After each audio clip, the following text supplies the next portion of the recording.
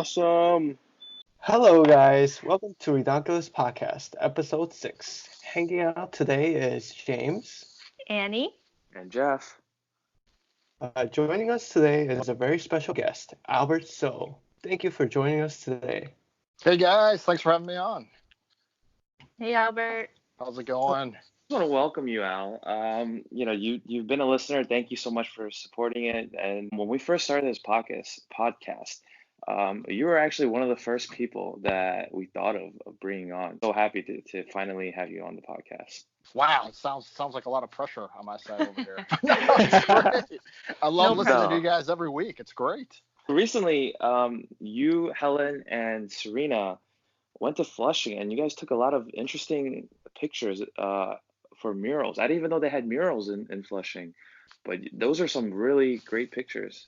We did, yeah. It was definitely pretty fun. We were in Flushing just grabbing something to eat, and then Helen noticed, there's all these Instagrammers posting about this new mural that's in Flushing. Yes. And I of course, had no idea what's going on. She was like, hey, just follow me. Let's take Serena and try to snap some pictures. But yeah, have you guys seen it yet, or do you guys know what I'm talking about? I have actually pointed it out to you, Jeff, because we were driving past it. I was like, hey, look at that. That's new. And then you're like, what is that? And I guess you just you didn't really see it. It's weird because I all these murals and paintings are popping up all over the place, even in Fresh Meadows. So like the Fresh Meadows area, if you guys don't know, that's where the Kohl's is, the movie theater, AMC theater.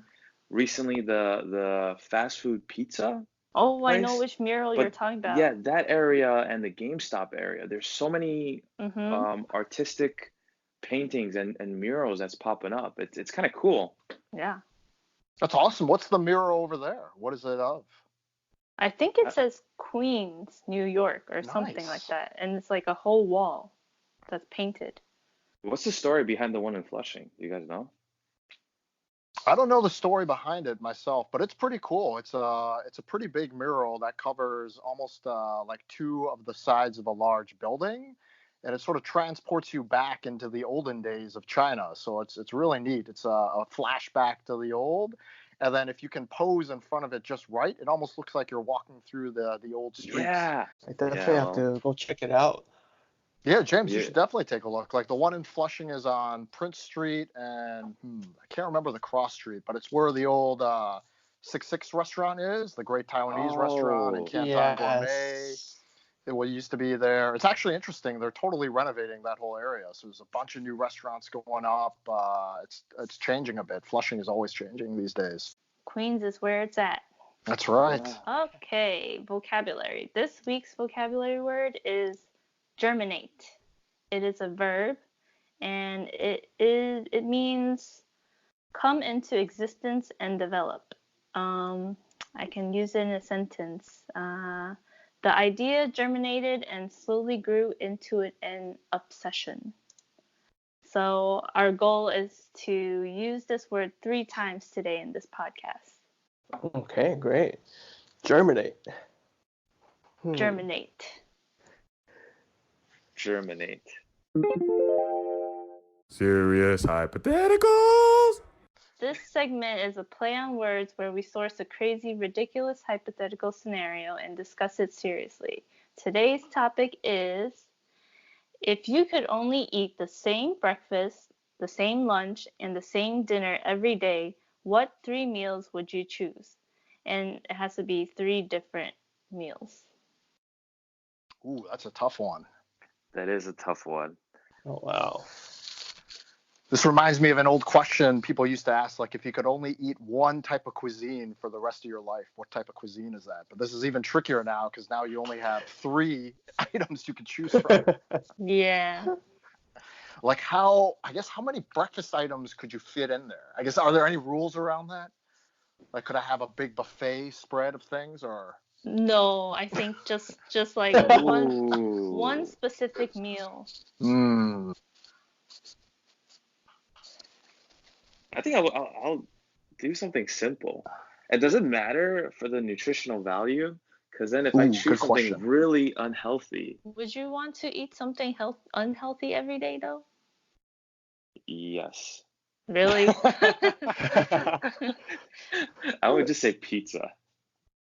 Ooh, pizza's a good one. Pizza's good. But I don't think it'll be good for us in the long run. You see, Wait, like but you, if you answer this question, you say nutritional value does not matter. You still get nutrition from it. Albert could say something like bubble tea. I was already thinking about that. It's one of the meals. Yeah. What do you want for dinner tonight? Cocoa right. bubble tea. Nice. wait, Some wait, cocoa but Jeff, bubble tea. you only said pizza. You're gonna eat that for breakfast, lunch, and dinner? You can't. No, of course not. So pizza is for what? Pizza would be for lunch. Okay. What about breakfast? Breakfast, I'm okay with. So my breakfast would be a little bit bigger. I want some coffee. I want milk and cereal, eggs, and avocado. That's fine. I can eat that every morning. You do eat that every morning. Yeah, that would be perfect. I can eat that for the rest of my life. Well, I can pick one already. I always talked about this with Helen too, which is like if I only had one more meal to eat before I left New York, what would it be? And that has got to be chicken and rice. I love halal chicken and rice for sure. A little white sauce, some hot sauce, absolutely delicious. I got hooked on that stuff probably about 12 years ago when I first started at NYU. And I went through a phase where I literally ate that every day for lunch. It's such a great value, right? $6. You got a free soda on there. And it's a free 2 pounds soda. worth of food. It's unbelievable. Yeah. So that Even would has definitely vegetables. be one. I would have that for lunch, I think. So that's got to be one. That's For a breakfast, hefty it's lunch. tough. Yeah, for breakfast these days, like Serena and I normally eat Eggos now for breakfast. Shout out to Stranger Things for getting us hooked back into Eggos there. So it's all good. So we got Eggos with our maple syrup. So I think it's probably some variation of that with maybe milk tea or something. Milk tea. Not a lot of Milk nutritional tea. value as you guys are talking about. No, definitely not. We threw that portion right out. Right out of the window. And then for dinner, I don't know. Dinner's the toughest one. I'm not sure. I like noodles a lot, so maybe like some beef noodle soup or something like that. Or I don't know. I'm trying to think. Like some sort of a noodle dish, I think, is what I'd have to go with for dinner. Okay, Yeah. I figured out what I want for dinner. If I could eat one thing, it has to be Qdoba. It has to be Qdoba. Qdoba, nice. Wow. You got that rice, you got that burrito wrap, you got beans. It's perfect. It's like you get the rice for that Asian factor, but you also need that, in a wrap and also that hot sauce. Just thinking about it, I'm getting hungry already. That's kind of similar to halal. It is delicious. I gotta admit, before I moved here to New York City, I've never had that before. And then once one of my classmates was like, "Hey, follow me, Albert. There's this food truck outside. You got to check it out." And me being from the Midwest, I was a little bit cautious. I was like, "Food truck? Is that safe? Like, is that hygienic and stuff?" She's like, "Just trust me. Just get it with the white sauce. Get it with the hot sauce. I got it." And I've been hooked ever since. I feel like everyone's always asking you on adventures. Helen is just like, "Follow me, we'll go see murals." And then your buddy's like, "Follow me, we'll go eat halal." That's awesome. There's no shortage of adventures over here for sure. Hold on, we can't let James off the hook so fast, right? I don't think he listed what he wanted for breakfast, lunch, and dinner here. That's true. Yeah. James, we want to hear. What is it some of the Indian food we had the other day? Would that count? Oh my God, I totally that's forgot the that. point. I do love Indian food, and I think there was a time where I had Indian food every weekend. James was hooked on that for weeks. Yeah, after we went to that restaurant, I just had it for like a couple months every weekend. What was your favorite thing to order? What'd you order? I don't remember what the name was, but Dosa. Was it? oh, dosa was good too. Dosa but was good. I ordered curry. It was a vindaloo chicken curry. Ooh, nice. That was one of my favorites. Yeah, that was so good. Annie, let's grab some Indian food tomorrow for real. Hey, give me a call on that one too. Yes, let's Nice. do it. Let's do it. So would that be one of your choices, James? Yes, I'll probably grab that for lunch. I think Okay. Indian food for lunch. And for breakfast, I mean, what I eat now is some Cheerios with some milk and granola mixed with the Cheerios. So that'll probably be my breakfast. I And forgot you recently changed your diet because of the whole That's personal trainer thing. You eat yeah, a that's lot healthy. now. That is good. yes, I eat a lot more now compared to what I used to eat. Your A 2 bigger- Whoppers. Two Oh, Whoppers. man. Yeah, I was even full after the 2 Whoppers. Oh, wow. And for dinner, I think I'll choose a Korean dish. It'll have to be rice. And if I had to choose one dish, it'll probably be kimchi stew. It's called kimchi jjigae. Ooh, And I that's think I could eat delicious. that. Yes, I think I could eat that for everyday dinner meal. We gotta have like a hot pot, like everybody, if we're eating the same thing every breakfast, lunch, and dinner, we just get together and we could just share. That is one of my meals. Which one? Hot Hot pot? pot. Yeah. Oh, okay. Ooh, good choice. Hot pot would be my dinner. Really? Lunch. For the rest of your life, hot pot? Yeah, I can eat hot pot every day. Oh, wow. Yeah. And you have a Okay. variety of foods, and then it's also healthy. I would I'm the one have. that has to deal with the smell afterwards, though. Eh, It that's does alright. So for Yeah. lunch, you were saying? For lunch, I would have black bean noodles. My mom's black bean noodles. It's called jjajangmyeon in Oh, Chinese. Yeah. Ooh, Yeah. I second that. That is delicious. Your mom makes the best jjajangmyeon for That's sure. really good. Yeah. And then for breakfast, I'll probably have avocado toast and a smoothie. You see, like the way that you asked this question, and us thinking about it, that idea started germinating, and then now I want Oh, Indian good food job. tomorrow. Good job. Nice. The Human Experience is a segment where we share a wacky story or experience of something that happened to us this week. And then, we share what we learned or what we enjoyed about it. So this week, actually today, we went to the New York City Coffee Festival. And I didn't even know that they had festivals for these things. But my cousin Thomas invited us there. And there are different tiers apparently too. There's like $30 for a standard ticket, and there's like $55 for a VIP ticket where you could stay as long as you want, and you can get as many cocktails made out of coffee. What did you guys sample over there? Like what kind of coffees? Did you guys do like some of the seasonal roasts? Did they have any like pumpkin spice stuff or anything that was more fall? I like the frothy stuff.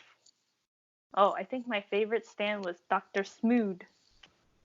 Oh SMOOD. I think I had a macchiato. Ooh, nice. Yeah. But I can't drink too much coffee right now just because I'm breastfeeding.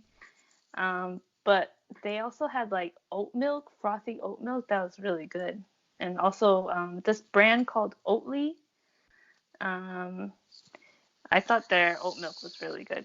Yeah, Oatly's blowing up these days. It's so interesting. One of my coworkers at work, he actually went over to Oatly maybe about 2 years ago. He's now the general Oh. manager over there. So I was just in LinkedIn reading an article where he was talking about it because I had never even heard of oat milk before. And then Oh, he left. really? He said, "Oh, I'm heading over to this place called Oatly. It's oat milk." And I was like, "Wow." But I guess it's just blowing up everywhere. They've got distribution everywhere. It Have you tastes tried it great. out? It's pretty interesting. Yeah. I haven't tried it out myself, but I've heard it just tastes like I was just looking at some reviews. People are like, "Oh, this tastes fantastic." But I don't know, Annie, what'd you think? You just had some. Yeah, actually, my boss really loves Oatly, and oftentimes when she goes to Whole Foods to buy it, it runs out. Like Oh, wow. they always have to like keep it in stock, but like a lot of people buy it, so it's like low on stock. What's making it blow It's up though? What's so popular about it? What is it healthy, or is it like I feel like does it's it taste their good? it tastes good, and it actually, you know how when you drink almond milk with your coffee, it like kind of dilutes it and it doesn't taste as good. But when you Mm. put oat milk, this specific Oatly brand, it makes it more creamy. This is oat milk. It's healthy. So last week I saw a carton of milk in our fridge. Was that oat milk? Yeah, that was Oatly. Oh, I didn't even try it. Oops. Oh, do we still Yeah. have any? Let me go pour a no glass more. right now. Oh, damn. Their marketing is crazy too. It's very cute. I pulled some stuff. And Okay.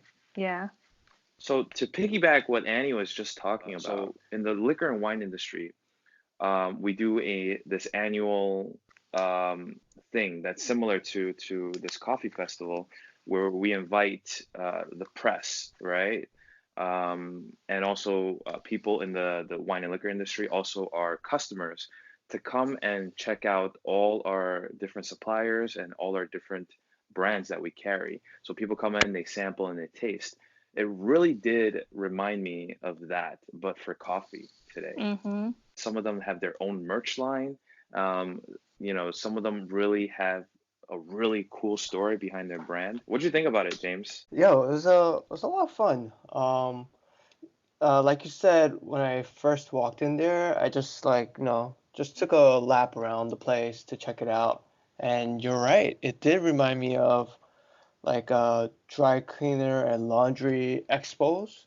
Mm-hmm. They have so many stands, so many different companies, and every booth has their own unique character to it, that they're selling. Oh, And they actually had a booth for Nipponcha. They were Really? doing No way. they were doing like matcha stuff. Wow, so Yeah, I cool. drank the matcha. yeah, it was so good. Was it The good? matcha. I was Yes. I was hoping it was sweet, but it wasn't. The cold one was a little sweeter than the hot one. The hot one Oh. was bitter, but the cold one was good. What were you gonna say? Yeah, so I was gonna say that it was a lot of fun.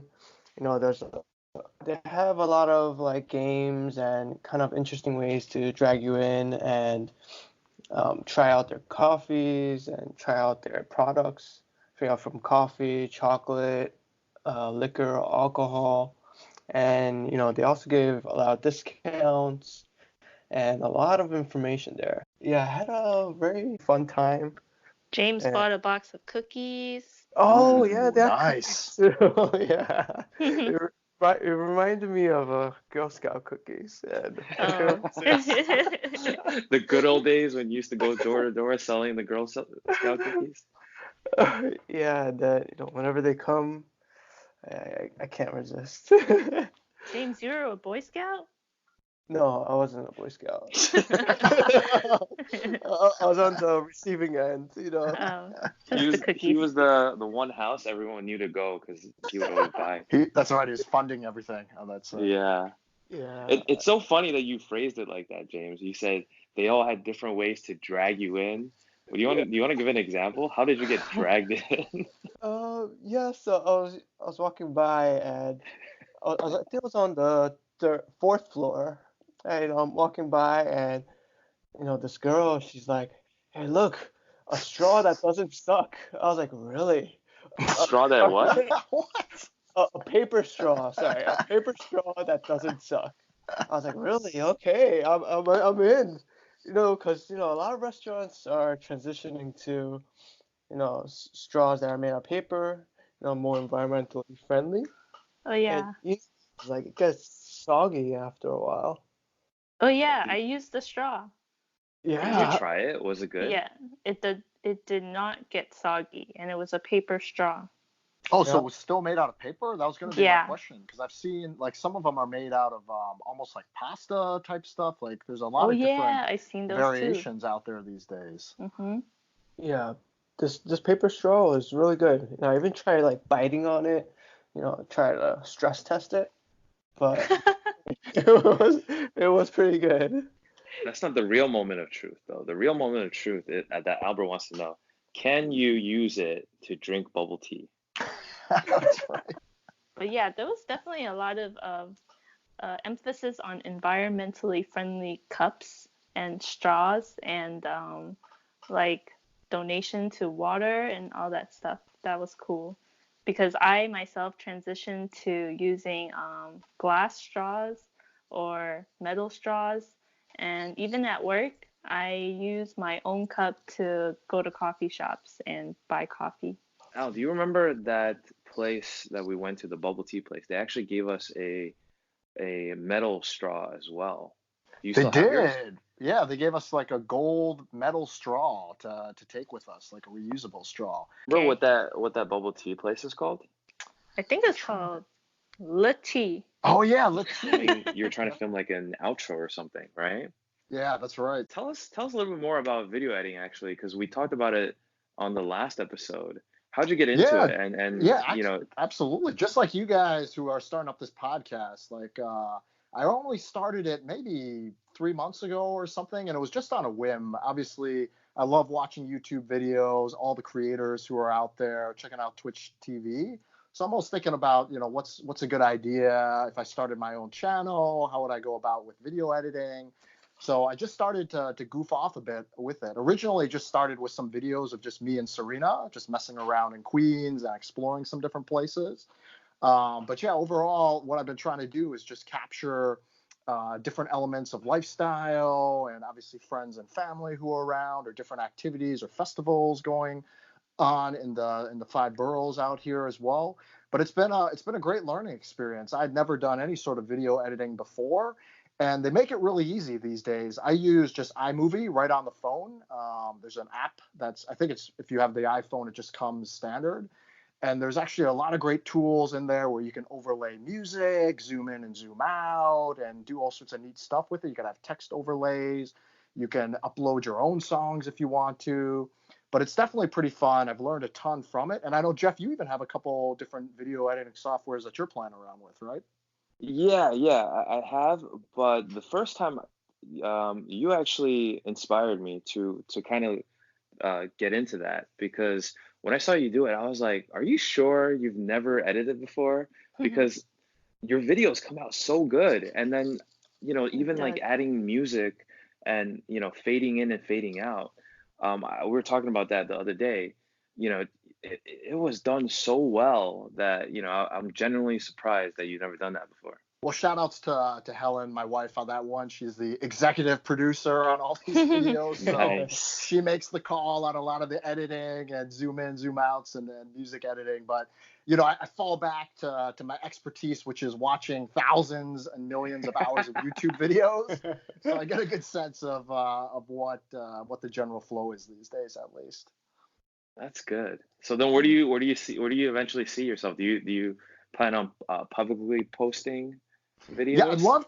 I'd love to start a channel myself. I'm just trying to think what a great channel would be. Obviously, I think there's so much room out there for all the different creators. There's all sorts of interesting spaces for people to explore. So I'm just trying to figure out what a good spot would be. I've been bouncing some different ideas off Helen as well too. But yeah, in the near future, I'd love to start up a channel of my own, just to put a couple projects together out there. Yeah, Wow, keep that would us be in the loop. cool. We would Yeah, love we'll keep you to talk guys. about it on this show. And Absolutely. as a segue too, the shameless plug, but James actually just got our YouTube channel up and running too. So our podcast Yes. is going to be uploaded onto youtube.com/Redonkulous Podcast. So check that out too. Ooh, nice. I got to double check on that name. So I might have to just. I may have just sent you someone else. Like and subscribe. Okay, the next segment is adulting. This is a segment where we talk about getting older, and about 8 years ago, I moved from Queens, New York to Connecticut for work. And it was a pretty difficult transition. I was in a new environment, the lifestyle was different, the work ethic was different. I must say it was very challenging. But a few things that stood out to me the most was probably transportation. Flushing, there's like 10, 20 different buses and subways that go everywhere. But in Connecticut, I think there's like one bus near my store where I work and one train. But yeah, absolutely. I mean, I sure you're paying 100% with transportation. It reminded me of a story when I was in Minneapolis. New York, obviously, like you said, there's all the MTA buses running. You can catch a subway anywhere, right? So I was like, oh, this shouldn't be too bad. I'll just wait around for a bus. And it was snowing that day, right? It was pretty cold. And I was waiting, and I was like checking the times and everything. I'm like, oh, it should come in the next 10 minutes, I'm sure, or something, right? I couldn't quite understand the time schedule, but no one was in the booth with me, right? There's a little bus stop there, but no one was there. So I was like, all right, whatever. I'll just kind of hang out here. So 10 minutes passed by. I'm like, well, okay, it's just been 10 minutes. 20 minutes passed by. I'm like, what is going on, right? It's freezing. The wind's howling out there. And then finally, like 30 minutes go by, and I'm like, is there a bus coming, or what's going on? And then just out of the corner of my eye, I finally see this bus like trudging along and everything. And I'm like, holy cow, what is going on here and everything? But I think that's just one of the big differences, just as you mentioned too, James. Like there's a lot of things I think we as New Yorkers take for granted over here, and one is definitely transportation with that one. The other one is just the good thing, though, about growing up in the Midwest. So I grew up in Michigan for probably about 20 years before moving to Minneapolis, where I spent another, call it 6-7 years out there as well, is that everybody is here in New York is, I don't know what the right way to say it is, but everybody's in a rush, right? Everybody is a little bit raw or on edge, I feel like, right? It's hard to even, like, if you smile at someone on the street, they think you're insane, right? They're like, this guy is crazy, right? Why is he smiling? This creeper. Stuff, right? He's a creeper, right? Yeah, I've been called that. Jeff so does that. That took me a while to get used to coming out here. For sure, because in the Midwest, everyone is actually super nice. Like, everybody's friendly. People hold doors open for each other, right? Like here, I'll be walking and someone just like slams a door in front of me. So I think that's another big difference, and probably like one of the big differences I always talk to Helen about is like all the great food that's out here, right? Whether just in the general tri-state area, I would say, but definitely in New York City, there's no shortage of like delicious food and the culture and diversity. Like when I was in Minneapolis, I just remember it was so hard to even get a good cup of bubble tea. Like I went to like 3 or 4 different bubble tea places, and I was like, oh my gosh, this is a disappointment. There's nothing here. I would go to Chinese restaurants, and they would be some sort of like American/Chinese fusion restaurants that were there. I was like, I just want a bowl of like beef noodle soup, right? I just want some noodle man or something, right? Just something simple. So hard to get out there as well too. So I mean, those are just a couple of the differences. But there's definitely advantages in a place like the Midwest where things are a little bit slower. I think I just remember, working, but I would get home at a decent hour typically out there, and nobody was really working deep into the nights like they do out here. And then also, just talking about cost of living, like obviously it was so much cheaper back in the Midwest versus out here for sure. Like I remember growing up, and I grew up in a really small town, but our house was probably, I think we sold it when my parents moved for about $100,000 or so. And it was huge, right? You're talking 4 bedrooms, big downstairs, right? A giant backyard, all this sort of stuff. Like I think $100,000 out here will get you, I don't know, a shoebox down by the Queens Bay or something like that, right? By the Frog's Neck area there under the bridge, I think is what you get. You can't even get a studio. Yeah, for that amount, right? It's so crazy. So and everything is all the houses are like so much more spaced out here compared to New York. I mean, in New York, I feel like the houses are like right next to each other. It is right next to each other. Yeah, they're literally attached. Literally. Yeah. It's so interesting. Like in like at Helen and Annie, your mom's house, I always laugh, right? Like in the bathroom there. Yeah. Like if I look out the window, if you're sitting on the throne, right? If you're sitting on the toilet, you look out the window, you can see the other person's kitchen, right? So I always joke around and I say, I can imagine the neighbor chopping up vegetables, right? And then he sees like your parents in the bathroom there. Oh, you don't even have to. Yeah, you don't even have to imagine. That happened to me when I was going to the bathroom in their house. I was like, oh my God, someone's just standing there. And then when you talked about moving too, I know it was difficult, but looking back, like, do you feel a sense of accomplishment, or like, how do you feel about it? Because I know at the time you said it was very, very difficult. Yes. Straight out of I was in college and transitioning to work. In my mind, I was like, this will be easy, how hard can the real world be? 8 years later. Now you know. Yeah, it was definitely an experience. It was much challenging than I originally thought, but it was definitely worth it. And yeah, definitely learned a lot in this 8 year time frame. What about for you, Al? Same question. Like, what caused you? I know you came to go to school at NYU, but what attracted you? Why did you decide to stay? Yeah, so it was two reasons to come out here. So one is for school. Like I went through a career change. I was thinking about making a career switch. So NYU helped facilitate that. So that's one piece of it.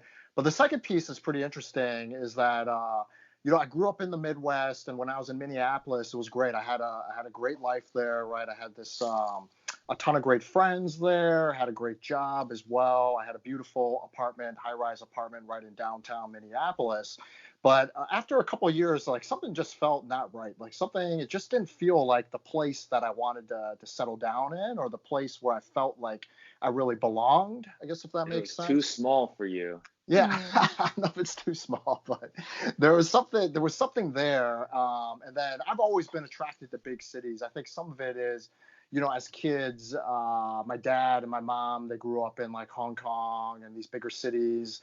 So we've always had a chance to go back and spend time there. We came out to New York City even as kids multiple times, and something really always attracted me, just like it attracts a lot of people to New York City. And I think, when I actually moved here, everything just clicked. Like it all felt great between NYU, obviously finding my wife Helen here has been fantastic.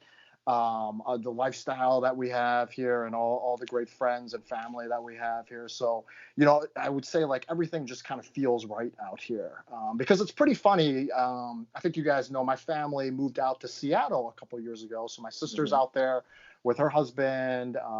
My nieces are out there, obviously, and then my parents are there as well. And Helen and I have talked about it. We're like, oh, would we ever move out to Seattle? And I would love to be out there with the family, obviously. But even like when I go out there, after a couple days, I'm sort of like, this is kind of boring out here and stuff. It rains a lot. It There rains isn't a there lot, isn't as right? much. Yeah, there isn't as much to do, right? There's just this vibrancy of New York City. It's really, it's hard to describe. The easiest way I could think about it is I remember driving Helen home from work one night, and it had to be like 12:30, 1 a.m. on like whatever it was, like on a weekday or something like that, right? And the LIE was jammed, right? There's like all these cars still rolling Yeah. down the highway at this hour, right? It was just amazing to me, just growing up in the Midwest. Like you'd be able to shoot straight home, right? There'd be like 5 cars on the road. When I first got here to Connecticut, like 11 p.m., I'm like, oh, I can use some pho right now. I look online, look at some 432, but nothing is open at this time. No Oh, Indian food, no Qdoba, no pizza. So absolutely nothing. In maybe. Minneapolis, I used to have like a stack of Shin Ramen ready to go because like when the bars close, right, a lot of the rest there isn't a ton of late night options, right? So I used to just Yeah. eat Shin Ramen when I came home. But now when I moved to New York City, all of a sudden, you got the halal carts there. Artichoke Yes. Pizza is open. You got obviously K-Town is open. Even out here in Queens, a ton of the restaurants by me are 24 hours as well. So there's always something open. Shout out to the late night pho cravings, James. I get the same Oh, thing. oh man, the other day Annie and I were just craving like ramen, but we haven't went to Pho Chi by your place for the longest time, and that just hit the spot. So good. Mhm. That place is great. I remember we went there like opening. It was either opening day or opening week, and I remember it was a disaster when they served us. Right, Jeff? You ordered a Yeah, vegetarian broth, and I think there was like a meatball in there and stuff. something Right? like that. It was But like I'm out of glad they're. control and stuff when they served. I think to be fair, I think they gave us a discount or something. I think they were pretty kind about Yeah. it and stuff. Yeah, that place is great. Shout outs to Fudgy for sure. Gonna do story time with Albert. Nice. Yeah, I'll tell you Ooh. guys a funny story here. It's I don't know. it's pretty humorous for sure. Even when it happened, I actually laughed, although it's pretty striking at times, right? So what happened was when I was in Minneapolis, I'd obviously go out with my friends. I was in my younger 20s back then and everything, right? So we'd be out late night. So I remember one night, everything had finished. My friends had started to drift off. I just kind of walked home because I live downtown, and I'm walking, and the way to my apartment building, there's kind of a dark alley that leads up to it. And I never thought about it before. I used to walk that dark alley at all hours of the night, right? But this time I felt something was off, right? So like I was walking back, and then something felt odd, right? And then I noticed like this guy was trailing me from the back, right? So I was pretty sure something was about to go down. So the first thing I do is I kind of take off my jacket and wrap it up into a whip, like almost kung fu style, right? Like the old Jackie Chan movies, right? So finally he approaches me and yells out, "Hey!" And he's got a knife with him. Right? So I'm like, "Whoa, oh my gosh!" Right? But then at that time, like just something clicked in. I envisioned myself as like the brother of Bruce Lee, Jackie Chan, all together, right? I used to watch a lot of kung fu movies as a kid. So I start to whip him with my jacket, right? And I can tell on his face, he's totally confused. He's like, what is going on happening here? So then I'm like, all right, I got this guy. He's confused. I unfurl my jacket into almost like a cape, like a matador style, right? And I throw it over his head, right? Thinking it's going to be like a smoke screen that I throw over him. So it goes over his head, and he's like struggling with it a little bit. I was like, all right, I got him. He doesn't know what's going on. And I see my apartment building. It's only like 50 feet away. So I turn around, and the next thing I know is I trip over my feet and fall right onto the ground, right? And bam, the next thing I know, I'm on the ground. So then, unfortunately, like he and a couple other guys jump on top, and then nothing happened. Everything is fine. So I just give up my wallet. They leave me alone. So then I walk back into the apartment, and then like the woman in there, it's a 24-hour apartment, so there's a doorman, there's a woman in there, and she's like shaken up. She's like, "Oh my gosh, are you all right?" Right? I'm bleeding all over, but I was like, "Oh, don't worry, this is just me falling on the pavement. This is all self-inflicted wounds that happened there, right?" Thankfully everything worked out. It was all fine, right? I called the police and such. So there was actually a string of other attacks that occurred, and they finally caught the guy. I was so proud of myself that I almost got him, right? If it was not for the fact that I tripped over my own 2 feet, I would have gotten away scot-free with that one. Al, we're getting to that age where when we went to go watch a movie, and James was there the other time too, he's passing out in the middle of the movie. I used to make fun of my dad for that. I was just like, "Dad, what are you doing? We're in the middle of an action movie and you're falling asleep." I look over and this guy's like, nodding off too. We went to see Godzilla, and I'm like 10 minutes into the movie. I'm watching these scientists, with their big machines, and next thing I know, I wake up. I fell asleep. I wake up and I see Godzilla walking out into the ocean. Godzilla, come back! So cool, Godzilla. One of the funny things with Serena these days, which we just noticed, is Jeff, she actually likes to blame you for a lot of stuff. whenever she does something bad, or something that's weird, she just started to love to just jump around in her bed nonstop, right? She's just jumping up and down, and we're like, "Oh, Serena, take it easy," and stuff, right? And we're like, "Who taught you to do this? Where'd you pick this up?" And she'll be like, Uncle Jeff." And it'll be the same for anything. Like today, she grabbed one of our tea bags and put it into her mouth and was gnawing on it. I was like, "Oh, Serena, give me that. Who showed you how to do that? Where'd you learn that?" She's like, Uncle Jeff." So you're making an impact one way or the other on it. Bad influence. She's gonna be a troublemaker. Oh my goodness. She is. She's a huge prankster these days. I mean, she's a handful for sure, but every day is great. Al, thank you so much for coming on to the podcast today. Hey, thanks for having me, guys. This was a ton of fun. Yeah, thanks, Albert. Yeah, and we still have a million other segments and ideas that we wanted to do with you, but that just means you have to come back. That sounds great. All right, guys, let's sign off. From us here on the Redonkulous team to you guys, thank you so much for listening. Please hit the like and subscribe button, except it's not a YouTube video. We are also going to be doing a very, very special Turks and Caicos episode there too. So please sure you check that out in December.